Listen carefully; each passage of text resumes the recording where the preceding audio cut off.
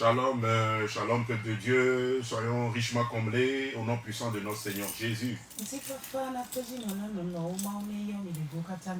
Nous bénissons l'Éternel pour cette opportunité qu'il nous accorde encore une fois à demeurer en sa présence. Que son nom soit loué, que son nom soit exalté au nom puissant de notre Seigneur Jésus-Christ. Nous allons baisser la tête, nous allons prier, observer un temps de repos, un temps de pause. Voilà, le Seigneur vous visitera certainement au nom puissant de Jésus. Dieu de gloire, Papa, nous bénissons ton Saint-Nom.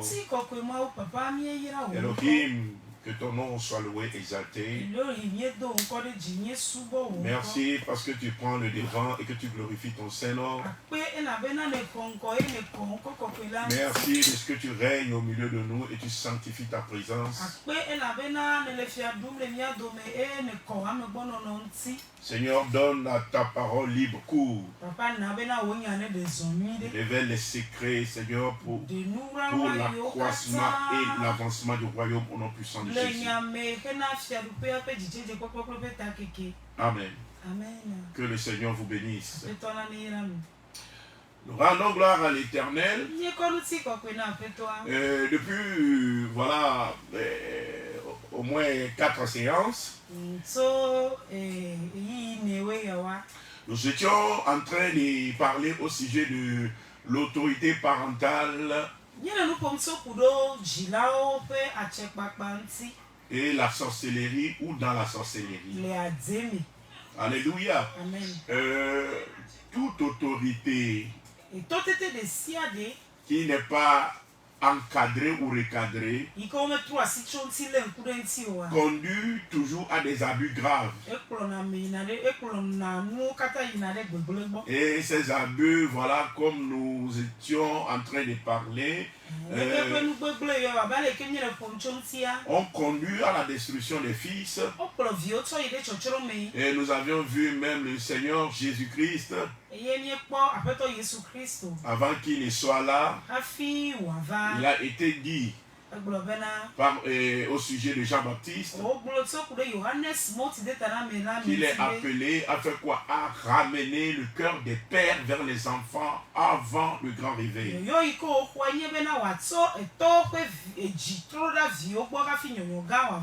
Alléluia. Amen. Donc le Seigneur Jésus, quand il était venu, c'était clair. Amen. Amen. Il a parlé de ce que nous ne serons plus fils de la chair ni du sang. Alléluia. Il est venu délivrer l'être humain en quelque sorte d'un jungle qui est imposé, qui est utilisé pour détruire le commun des mortels, détruire la vie des enfants.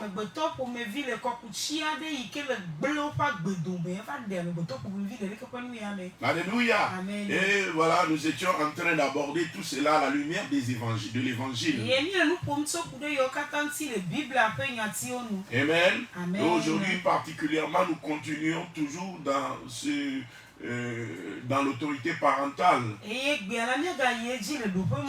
Mais nous voulons doigter de façon explicite.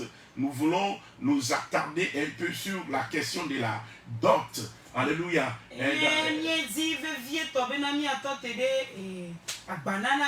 Alléluia. Amen. Parce que la dot est un point capital dans la vie d'un être humain.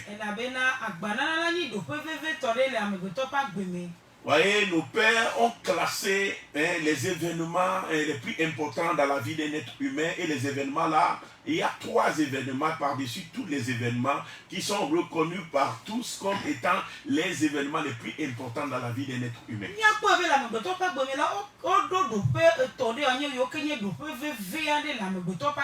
Le premier événement, c'est le jour de la naissance. Le second événement, c'est le mariage.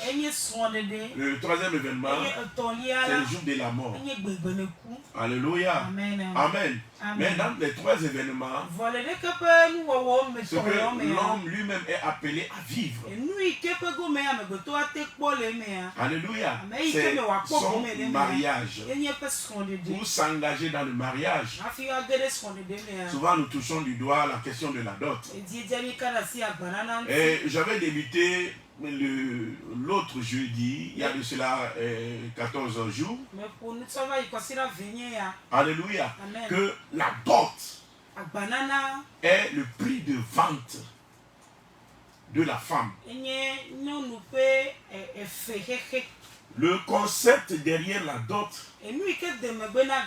ce qui a causé la dot, ce qui a engendré la dot, l'essence première de la dot, c'est le prix de vente de la femme. Alléluia. Amen. La femme est considérée en état antique comme étant des bêtes de somme.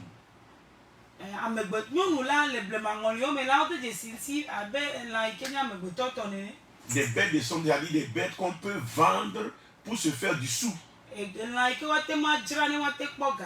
Alléluia. Amen. Donc, comme nous sommes en train de le dire, c'est pourquoi même dans certaines cultures, les femmes ne sont pas comptées comme étant, voilà, des humains. Et dans d'autres cultures, vous allez voir que les femmes n'ont même pas de droits. Et certains de ces trucs perdurent juste de nos jours. Quand nous allons dans les pays arabes, alléluia. Amen. Vous allez voir que jusqu'aujourd'hui, même les droits les plus élémentaires, il est difficile d'accorder toujours ces droits élémentaires-là aux femmes.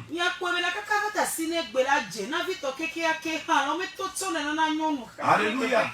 Et dans beaucoup de pays musulmans, arabes, vous allez voir qu'avant que la femme n'aille par exemple à l'université, c'est-à-dire fasse de hautes études, alléluia, et elle doit recevoir l'autorisation soit de son mari, soit de son père, ou soit de son enfant.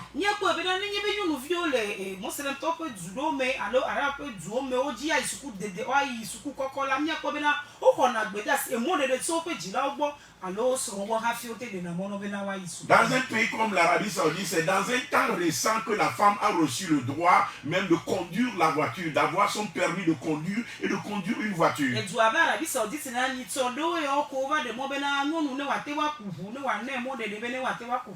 Ça ne fait pas encore 10 ans. Alléluia. Amen. Et même ce sont nos réalités. Et ces réalités ne sont pas loin des réalités africaines.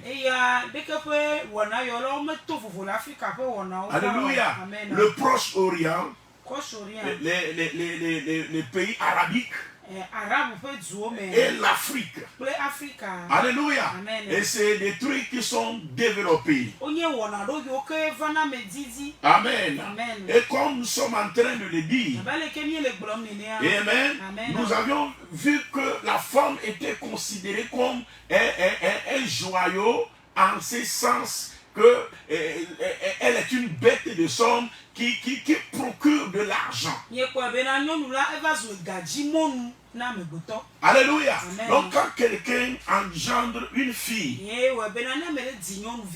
donc l'argent, c'est l'argent qui est venu. Alléluia. Amen. Parce qu'il pourra la vendre et toujours utiliser la femme là pour obtenir ce qu'il veut obtenir sur le plan financier. Et dans nos cultures, dans nos mentalités africaines, il y a toujours cette idée-là mercantiliste, esclavagiste, selon laquelle quand un monsieur engendre une fille, il est content, les parents lui disent non, c'est l'argent qui est arrivé, c'est l'argent qui est venu. Donc il y a toujours ces pensées et ces idées mercantilistes derrière la femme. Quand il accouche une fille, quand on lui donne une fille, alléluia. Amen. Pourquoi? Parce que du temps de nos parents, de nos aïeux, de nos grands-parents, la femme est vendue. y compris en Israël. Toutes les filles presque sont vendues. Elles ne sont pas comptées parmi les humains. Quand on fait le dénombrement, on compte uniquement les garçons. Quand on veut partager l'héritage, on compte uniquement les garçons. Et quand une famille se procure une femme, alléluia, quand une famille se procure une femme, c'est-à-dire un homme s'en va prendre une femme. Alléluia. Je parle de famille parce que le mariage en ce temps-là, ce n'est pas une décision seulement de l'homme, mais c'est une décision de toute la famille. Et c'est le père de l'homme qui s'en va prendre la femme afin que la femme devienne la femme de son enfant.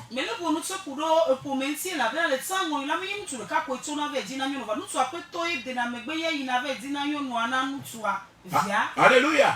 Et des fois, l'homme ne connaît même pas la femme qu'on va lui amener. Il n'a jamais vu. Alléluia. Comme par exemple le cas d'Isaac. Pour prendre une femme pour Isaac, Isaac n'y est pas allé. Isaac n'a jamais vu Rebecca. Alléluia. Mais c'est l'intendant d'Abraham qui représentait Abraham, puisque Abraham est décédé, qui est parti, qui a vu la fille, qui a payé la dot, qui a ramené la fille.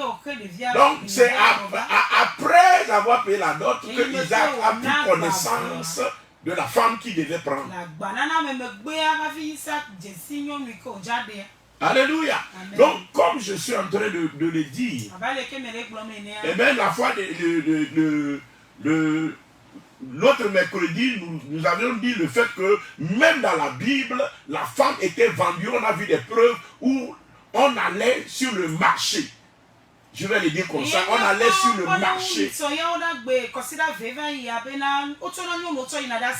Alléluia. Amen. Pour aller acheter une femme pour en faire sa femme. Ou bien tu peux voir la femme là dans sa famille et négocier l'achat de cette femme auprès de la famille. Et le montant versé, c'est ça qu'on appelle la dot. Alléluia. Amen. Amen. Amen. Et pourquoi nous sommes en train de parler de ces choses? Parce qu'il y a plein de théologies au sujet de la dot qui sont des théologies fausses, des mensonges racontés au nom de la Bible et au nom de Dieu.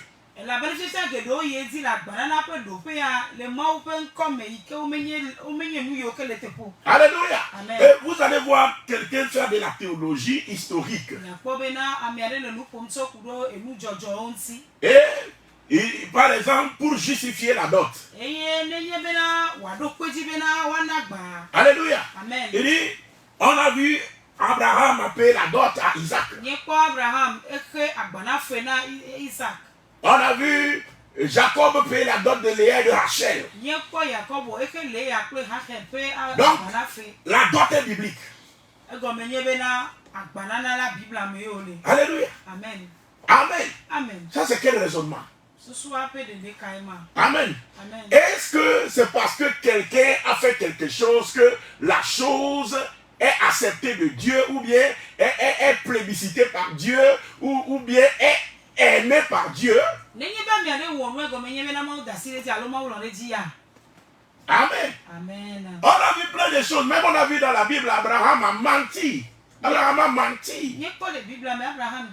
Donc ça veut dire que le mensonge est biblique.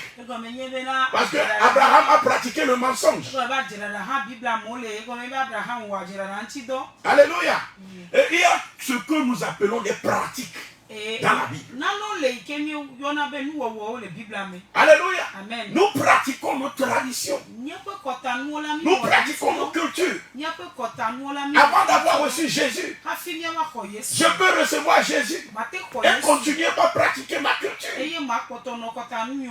Alléluia. Amen. Amen. Mais ça ne veut pas dire que parce que j'ai reçu Jésus, je marche avec Jésus, tout ce que je fais comme pratique, c'est devenu biblique. Ça n'a pas de sens. Amen. C'est pas parce qu'Abraham a payé la dot, ça veut dire que la dot est biblique. C'est pas parce que Jacob a payé la dot, ça veut dire que Dieu a accepté. Si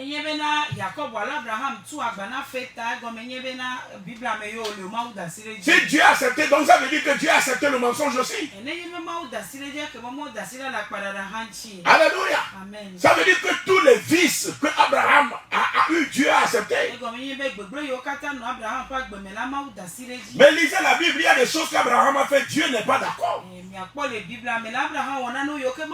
Il y a des choses que Jacob a fait, Dieu n'est pas d'accord. Alléluia. Amen. Amen. Mais qu'est-ce que la Bible a dit clairement? J'en parlais la fois dernière. La Bible dit dans Exode 21, le verset 7 à 8. Si un homme vend sa fille pour être esclave, elle ne sortira point comme sortent les esclaves. Voyez? Si elle déplaît à son maître, la femme là a pour maître l'homme qui l'a acheté.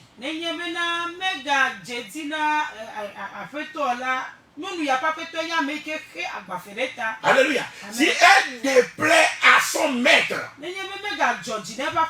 ça c'est la loi de Moïse que nous sommes en train de lire. L'Ancien Testament, ça. Si elle déplaît à son maître, qui s'était proposé de la prendre pour femme. L'homme s'est proposé de prendre la femme là pour femme. Et qu'est-ce que l'homme a fait? L'homme achète la femme pour devenir son esclave. Et ainsi, la femme devient sa femme.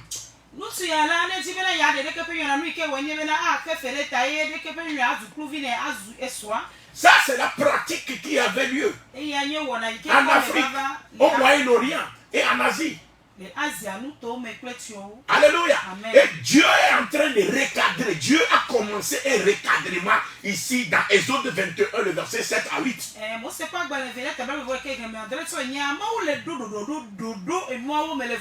Parce que si on leur interdisait totalement en même temps, peut-être ils n'allaient pas comprendre. Peut-être ça va amener des soulèvements et tout et tout. Mais petit à petit, Dieu, ici, vous voyez, il y a déjà un recadrement qui a commencé par avoir lieu avec la loi de Moïse. La Bible dit, si elle déplaît à son maître, ce n'est pas étonnant quand vous écoutez Maman Sarah appeler Abraham mon Seigneur, mon Seigneur, mon Seigneur. Alléluia. Alléluia. C'était là, c'était ce qui est courant en ces temps, parce que les femmes sont achetées. Et donc les hommes qui s'en vont payer la dot étaient les maîtres de ces femmes-là qui sont achetées comme esclaves.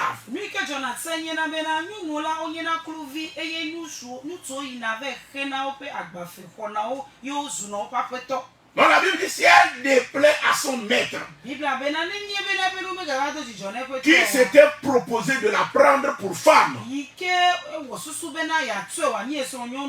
il facilitera son rachat. Mais il n'aura pas le pouvoir de la vendre à des étrangers. Après lui avoir été infidèle. C'est-à-dire, comme tu vois la femme, elle te plaît, tu t'en vas l'acheter auprès des parents. Tu la ramènes comme esclave, toi étant son maître, et elle devient ta femme. Mais si le jour au lendemain, tu vois que bon, la femme là, elle ne plaît plus, alors tu peux vendre la femme à un autre homme, si un autre homme en voulait, et tu récupères ton argent.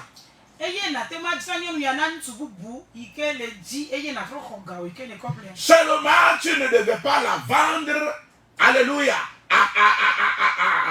à des étrangers. Alléluia. Pourquoi Dieu a commencé par recadrer? Pour que ces femmes ne soient pas soumises à des cruautés. Et la Bible a dit, elle ne sortira point comme sortent les esclaves. C'est-à-dire de la façon dont on fait sortir les esclaves pour aller travailler dans les champs. De la façon dont on les tabassait, on les faisait travailler à coups de bâton. Déjà, Dieu leur dit, je ne vous interdis pas de continuer ces pratiques-là. Mais désormais, quand tu veux prendre une femme là, et tu t'en vas l'acheter pour qu'elle devienne ta femme, tu n'as pas le droit de la faire sortir exactement comme on fait sortir un esclave. Mais tu dois changer ton comportement à son égard. De deux, quand elle te déplaît, tu vas écrire une lettre d'affranchissement. Alléluia. Amen. Et ou soit tu vas la revendre. La lettre d'affranchissement, ça veut dire je te libère à partir d'aujourd'hui. Alléluia. Amen. Et c'est la preuve pour la femme là, si elle s'en va quelque part pour qu'elle ne soit pas lapidée. Alléluia. Où l'homme vend la femme à un autre homme. Et il récupère son argent. C'est de la pure traite. C'est de l'esclavage. C'est de la criminalité. Alléluia. Mais en réalité, c'est de quoi découle la dot. Je ne dis pas que c'est de quoi découle la dot, mais c'était la pratique de la dot.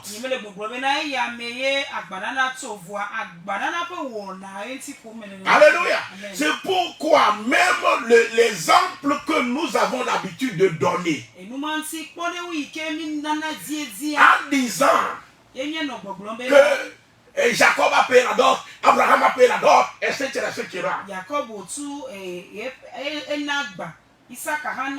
L'exemple de Jacob, les filles de Laban ont confirmé Exode 21. Les filles de Laban ont confirmé Exode 21, verset 7, en disant que leur papa les avait vendus. C'était de la vente. C'était de la vente.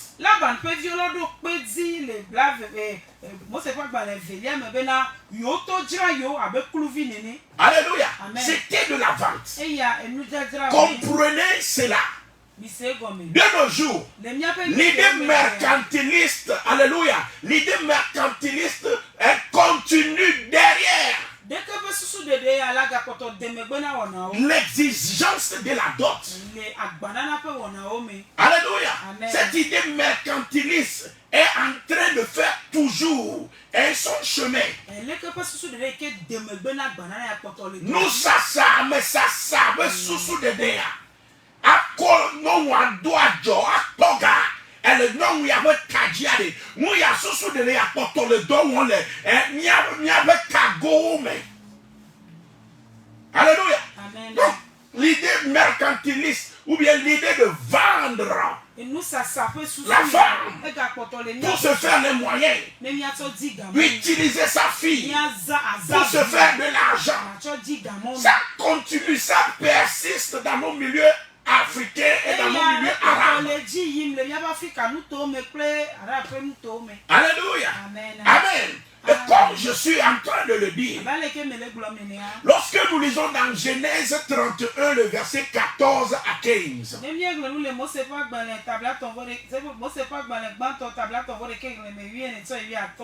la Bible nous dit ceci. Rachel et Léa répondirent et lui dirent: avons-nous encore une part et un héritage dans la maison de notre père? C'est-à-dire la femme qu'on a marié n'a plus droit à l'héritage dans la maison de son père. Pourquoi? Parce qu'elle est déjà vendue. Donc elle appartient à une autre famille. Donc elle n'a plus droit à l'héritage. C'est pourquoi dans ces temps-là, on ne donne pas d'héritage aux femmes. Alléluia, on ne donne pas d'héritage aux femmes. Amen. L'homme, quand il met au monde une fille, il dit l'argent est venu. C'est comme quelqu'un qui a un poussin, c'est comme quelqu'un qui a une chèvre. Tant que le poussin là n'est pas encore vendu, tant que la chèvre n'est pas encore vendue, il nourrit bien, il engraisse sa fille. Il y a toutes sortes de soins. Parce que plus ta fille est engraissée, plus ta fille a de l'embonpoint. En ce temps-là, les belles filles, ce ne sont pas les filles bêtes, mais c'est les filles bien engraissées. Ça veut dire le monsieur a bien nourri sa fille.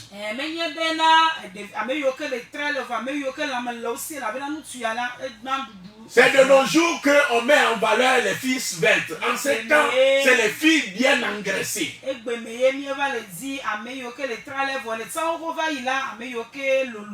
Qui ont des embonpoints, qui ont des fesses, qui ont des... Voilà, on dit elle est bien dodue. Alléluia. Donc comme nous sommes en train de le dire, alléluia, on dit la femme là, amen. Il faut tout faire pour l'engraisser. Et elle a les meilleurs soins. Jusqu'au jour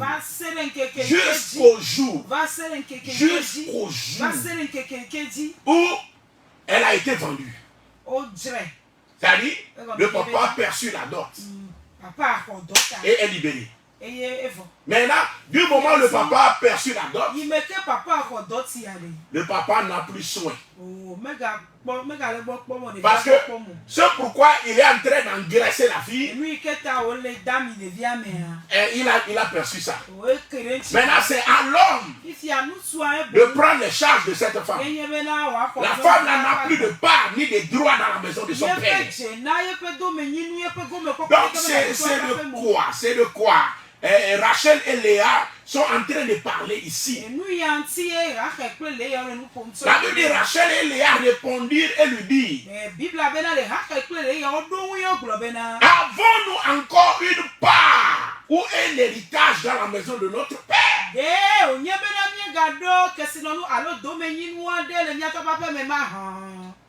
Verset 15, écoutez bien ce que les filles ont dit. Ne sommes-nous pas regardés par lui comme des étrangers, puisqu'il nous a vendus et qu'il a mangé notre argent? Voyez, depuis que les filles là sont vendues, Jacob a travaillé pour payer. Et les deux filles là sont vendues. Leur statut a changé. Le regard du père a changé. L'amour du père a changé. Elles n'ont plus droit à l'héritage. Elles n'ont plus droit à toucher quelque chose dans la maison. Avant de toucher à quelque chose, ils doivent demander à leur papa ou à leur frère avant de toucher à quoi que ce soit. Parce qu'elles sont déjà vendues. Le papa a déjà mangé l'argent. Donc il ne peut plus dépenser pour eux. Alléluia. Donc avant, les filles là qui sont aimées dorloter et qui touchaient à tout ce qu'elles pouvaient toucher, qui mangeaient tout ce qu'elles pouvaient manger, maintenant elles doivent demander autorisation avant de toucher à quoi que ce soit. Parce que le papa a déjà perçu leur argent et a déjà mangé. Regardez la pratique. C'est ce que nous appelons la dot. Et c'est avec ça que nous justifions que non, on doit continuer par payer la dot. Que c'est biblique.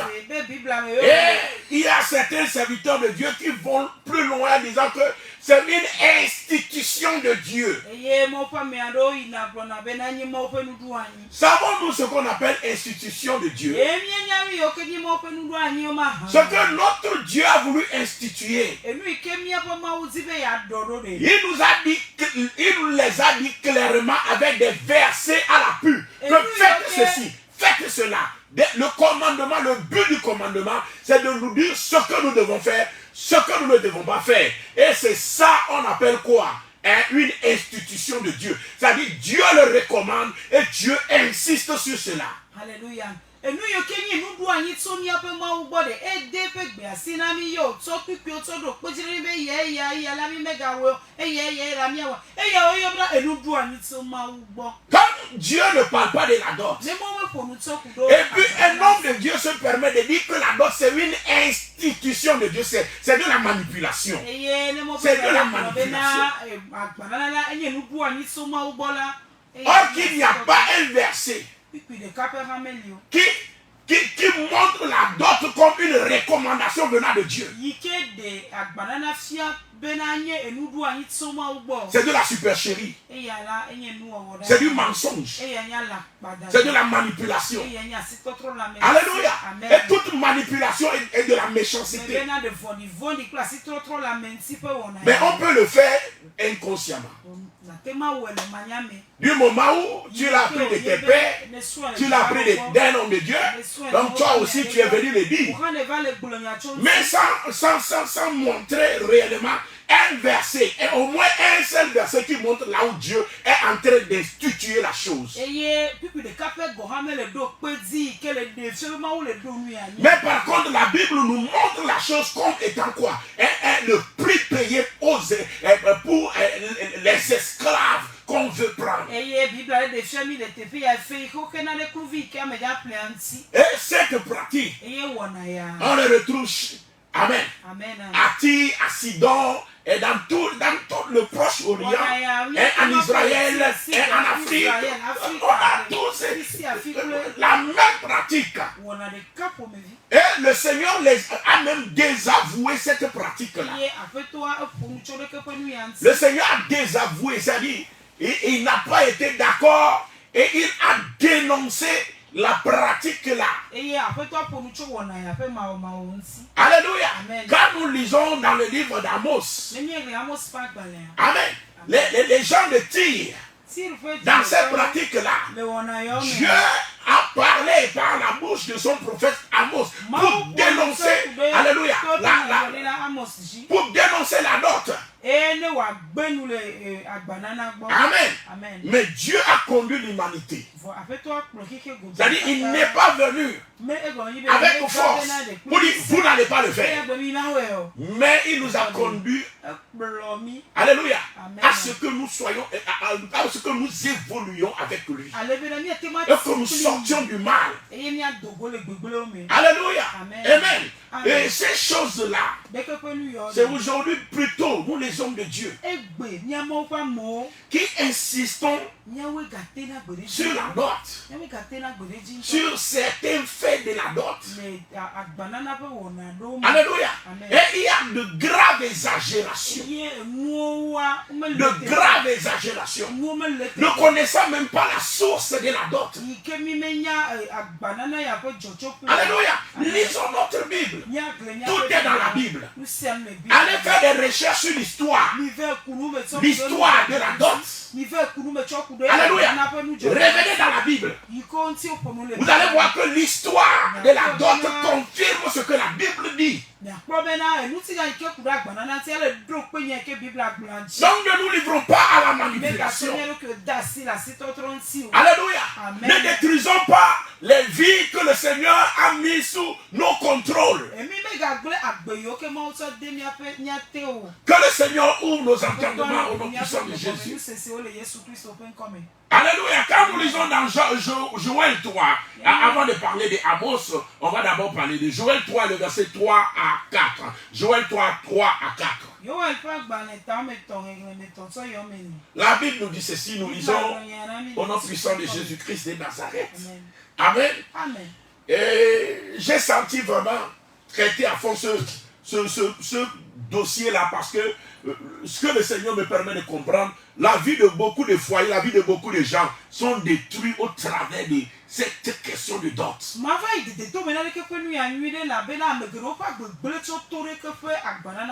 Certains, leur attaque provient de là. Certaines femmes, le fait qu'elles n'arrivent pas à accoucher provient de là. Certains couples se sont disloqués, mais c'est le jour de la dot qui avait engendré cela. Le Seigneur veut intervenir dans la vie de quelqu'un. Qu'il intervienne dans ton foyer, dans ta relation. Je déclare toute autorité établie spirituellement qui a manipulé, qui détruit, est brisée au nom puissant de Jésus. Est brisée au nom de Jésus-Christ de Nazareth. Est brisée au nom puissant de notre Seigneur Jésus. Donc, Joël 3, verset 3 à 4, la Bible dit ceci. Ils ont tiré mon peuple au sort. Ils tiraient au sort. Ils ont donné le jeune garçon pour une prostituée. Virgule. Ils ont vendu la jeune fille. Vous voyez? Amen. Donc quand vous lisez toute la Bible, combien de fois on est en train de parler de la vente de la jeune fille? Quand on est arrivé au niveau de l'homme, on dit on a donné le jeune garçon. Mais quand on est arrivé au niveau de la fille, qu'est-ce qu'on a dit? On a vendu. Alléluia. Dans le cas de Léa et de Rachel, qu'est-ce qu'on a dit? On les a vendus. Dans le cas d'Exode, qu'est-ce qu'on a dit? On les a vendus. Ça, est-ce que ça nous réveille? Quand nous lisons cela dans la Bible, alléluia. C'est une pratique courante, c'est les pratiques qui avaient cours en ce temps-là, la vente des femmes. On vendait les femmes, on vendait les jeunes filles. Hey, que le Seigneur intervienne. Au nom de Jésus, je déclare tout esclavage, puisque la dot elle-même, dans son fondement, l'idée derrière laquelle que les démons récupèrent aussi, c'est l'idée de la vente. C'est l'idée de la vente. Alléluia. Et c'est des trucs même, en réalité, pour lesquels les peuples qui les ont fait doivent demander pardon à Dieu. Alléluia. Amen. Amen. Maintenant, l'église doit apporter la lumière.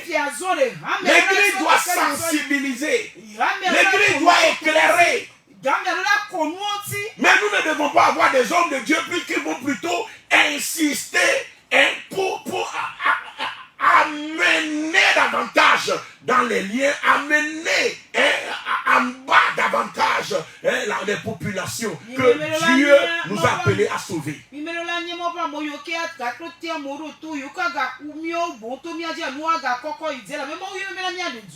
Alléluia. Je ne dis pas à quelqu'un de ne pas payer la dot. Je ne dis pas ça.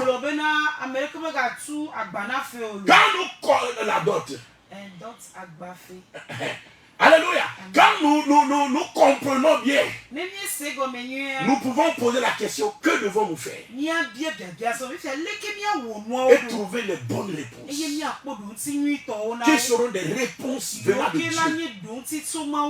Alléluia. Et qui vont aider le peuple dans son entier. Ce n'est pas en aveuglant les gens. Alléluia. Ce n'est pas en disant ce que Dieu n'a pas dit et en insistant. Donc ici la Bible dit, ils ont vendu la jeune fille pour du vin. Maman, quand on t'a donné à ce monsieur, qu'est-ce que ta famille a perçu?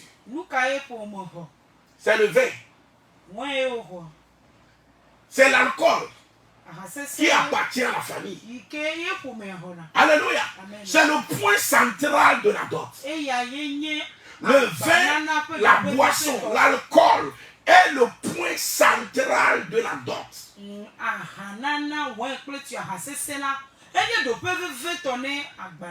Alléluia. Amen. C'est là où la dot, alléluia, amène, c'est d'abord le prix de la vente, la dot, mais la dot là elle-même amène encore la personne dans un autre lien, dans une autre vente spirituelle.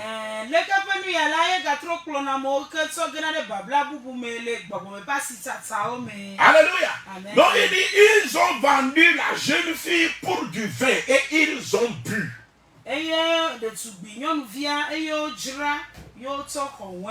C'est pourquoi vous allez voir, même si les parents n'exigent rien, et le vin, l'alcool là, et de la dot, ils ne blaguent pas avec ça.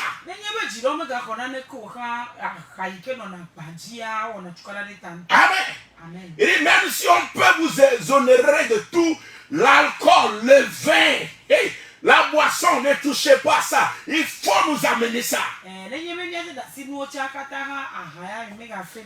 Amen. L'alcool, comme le Seigneur le dit ici, il dit, ils ont vendu la jeune fille pour du vin.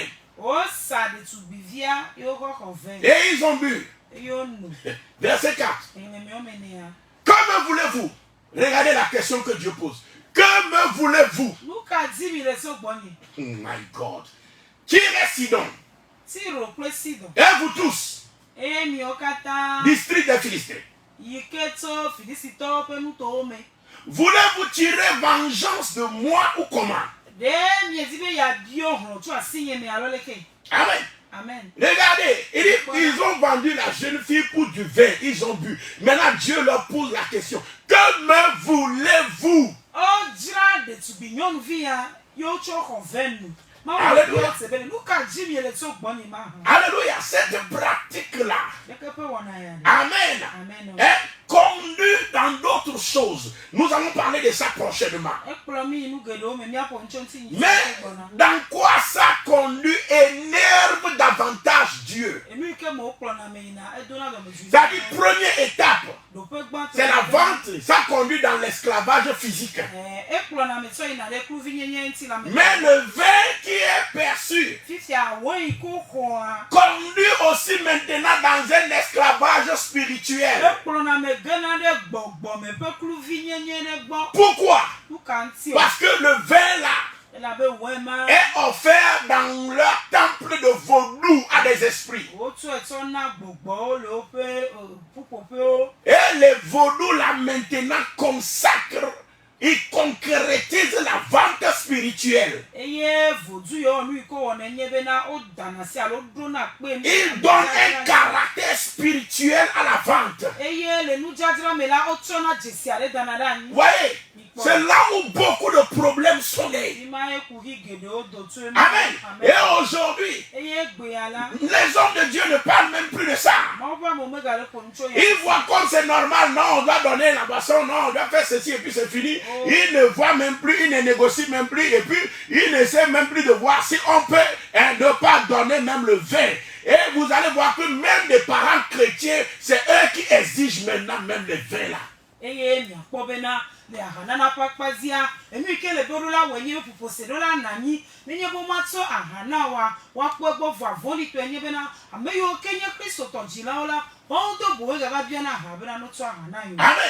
Donc Dieu dit, que me voulez-vous? Parce que ça n'est assez. Le Seigneur s'éclate ici. Et que me voulez-vous? Tirez Sidon. Et vous tous, district des Philistins, voulez-vous tirer vengeance de moi? Si vous voulez vous venger, je ferai bien vite retomber votre vengeance sur vos têtes. Voyez, beaucoup attendent les chrétiens le jour de leur dot. Je vais m'arrêter ici, le temps est contre moi. Mais je vais revenir sur ça. Il y a des prières très importantes que nous allons faire. Dieu va délivrer les familles et les maisons. Que Dieu vous bénisse, je vais prier. Dieu de gloire. Papa, je bénis ton Saint-Nom, que ton nom soit loué, que ton nom soit exalté. Merci parce que tu ouvres les écluses des cieux. Merci parce que ta droite agit avec puissance et efficacité. Et toute vente spirituelle ou physique, mais consacrée et établie dans le monde spirituel, par les moyens des vins, des boissons, par les moyens de consentement spirituel. Seigneur, je déclare tout cela brisé. Je déclare une vie libérée. Je déclare une vie libérée. Je déclare un foyer libéré. Je déclare au nom de Jésus que les liens tombent. Qu'une famille rentre, Seigneur, dans ta bénédiction et dans ta gloire. Merci parce que tu délivres, Papa. Au nom puissant de Jésus, nous avons prié. Amen. Que Dieu vous bénisse. Amen. Amen.